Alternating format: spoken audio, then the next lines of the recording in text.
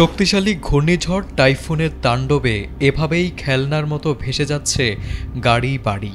মুহূর্তের মধ্যেই সবকিছু তছনছ করে দিয়েছে প্রকৃতির এই ভয়াল রূপ।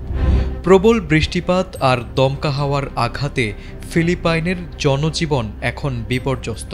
রাস্তাঘাট, বাড়ি ঘর, যানবাহন সবকিছুই যেন ভেসে যাচ্ছে প্রলয়ঙ্কর স্রোতে।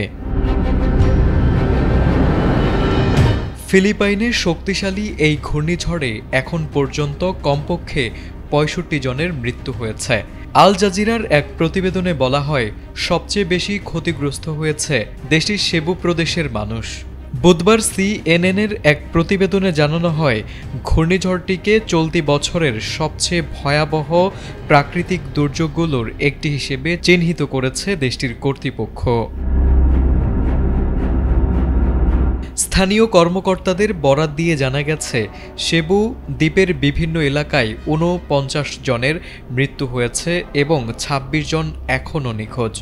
বহু এলাকা এখনও পানিতে ডুবে আছে। বিভিন্ন ভিডিও ফুটেজে দেখা গেছে মানুষ ঘরের ছাদে আশ্রয় নিয়েছেন, রাস্তায় গাড়ি, নৌকা, এমনকি বড় বড় শিপিং কন্টেইনার পর্যন্ত ভেসে যাচ্ছে।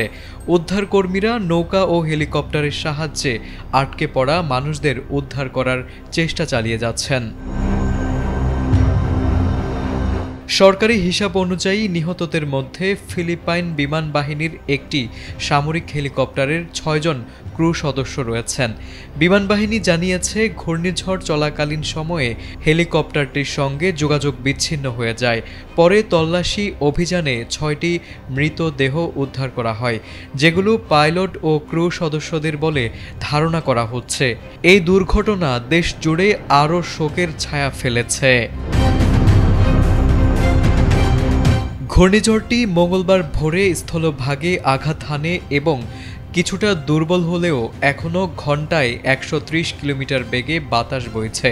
দেশটির আবহাওয়া অধিদপ্তর জানিয়েছে, ঘূর্ণিঝড় টাইফুনটি বৃহস্পতিবারের মধ্যে বিসাহাস দ্বীপপুঞ্জ অতিক্রম করে দক্ষিণ চীন সাগরের দিকে অগ্রসর হবে।